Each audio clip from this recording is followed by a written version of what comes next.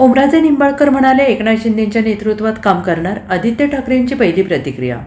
धाराशिवचे खासदार आणि ठाकरेंच्या शिवसेनेतील निष्ठावंत नेते म्हणून ओळख असलेल्या ओमराजे निंबाळकरांनी अखेर आपला निर्णय जाहीर केला आहे.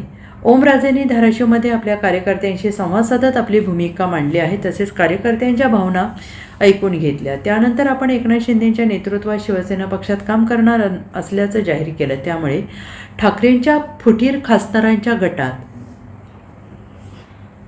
ओमराजे निंबाळकर हेही असल्याचं स्पष्ट झालं. विशेष म्हणजे ओमराजेंवर सोशल मीडियातून टीका झाल्यानंतर त्यांनी मी अद्याप राजकीय निर्णय घेतलेला नाही असं म्हटलेलं होतं. त्यामुळे ते ठाकरेंसोबतच राहतील अशी अपेक्षा देखील अनेकांना होती. मात्र त्यांनी शिंदेंसोबत जात असल्याचं जाहीर केलं. त्यावर आदित्य ठाकरे यांनी प्रतिक्रिया दिली.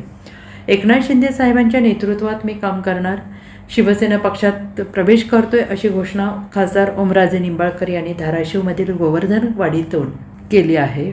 वडील पवनराजे निंबाळकर यांच्या हत्या प्रकरणाच्या निकालावर भाष्य केल्यानंतर राजकीय दबावामुळे सत्तेमुळे सर्वसामान्यांची कामे होत नाहीत, मतदारसंघातील लोकांची कामे होत नसल्याने ओमराजेंनी म्हटलेलं आहे. आता ओमराजेंच्या शिंदेसेनेतील प्रवेशानंतर आदित्य ठाकरेंनी एका वाक्यात आपली प्रतिक्रिया दिली. ठाकरेंचे 6 खासदार शिवसेनेत गेल्याबद्दल आदित्य यांना विचारण्यात आल्यानंतर त्यावेळी शिवसेना एकच, ती आमची, बाकी भाजपचे गुलाम आहेत अशा शब्दात त्यांनी भूमिका मांडली. सरकारने लाडकी बहीण योजनेतून 85 लाख लाडक्या बहिणींना बाहेर काढले. सरकारकडे बेस्टला द्यायला पैसा नाही, खासदार विकत घ्यायला मात्र पैसे आहेत असं म्हणत सत्ताधाऱ्यांवर टीका केली. तसेच नालायक लोक गेले, त्यांना जनता दाखवून देईल, त्यांना निवडणूक देणाऱ्या जनतेनं भाजप विरोधात मतदान केलं होतं असंही आदित्य यांनी म्हटलं आहे.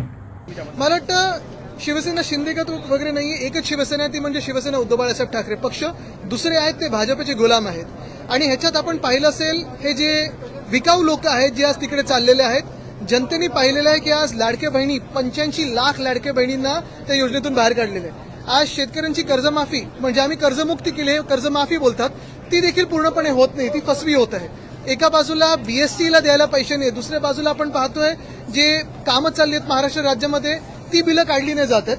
पण ह्या सगळ्या लोकांना विकत घ्यायला यांच्याकडे पैसे आहेत. ही विकाऊ लोक, हे नालायक लोक जे आज तिथे चाललेले आहेत, परवा संजय राऊतजींनी त्यांचं चांगलं वर्णन केलं, ही लोक जी गेलेली आहेत ह्यांना जनता कुठचं ऑपरेशन करायचं ठरवेल. पण ह्याच्यात एक महत्वाचं आहे, हे सगळे जे खोटारडे लोक आज तिथे चाललेले आहेत, हे जिंकून आले ते भाजपाच्या विरोधातल्या मतांवर, हे जिंकून आले ते उद्धव साहेबांच्या चेहऱ्यावर जिंकून आलेत, हे जिंकून आले ते शिवसेना उद्धव बाळासाहेब ठाकरे पक्ष असेल, राष्ट्रवादी काँग्रेस शरदचंद्र पवार साहेबांचा पक्ष असेल किंवा काँग्रेस असेल, आणि आमचे सगळे मित्रपक्षांच्या सभा मागून मागून जिंकून आलेले आहेत. हे स्वतःच्या चेहऱ्यावर किंवा भाजपच्या चेहऱ्यावर जिंकून आलेले नाहीयेत. आणि लोक त्यांना त्यांच्या मतदारसंघात तसेचे तशी उत्तरं देतील. त्यांच्याबद्दल बोलत होतो. मला वाटतं दुर्भाग्यपूर्ण आहे, आम्ही जे दिलं त्यांना ते प्रेमच दिलं. एवढी वर्ष त्यांच्या सोबत उभं राहिलो, परिवार म्हणून सोबत उभं राहिलो, आणि अशा वेळेला सौदा करणं ह्या अशा काही गोष्टींसाठी स्वतःच्या नावाचं, स्वतःच्या परिवाराचं, हे दुःखद आहे. Bureau report, SBN Marathi, Mumbai.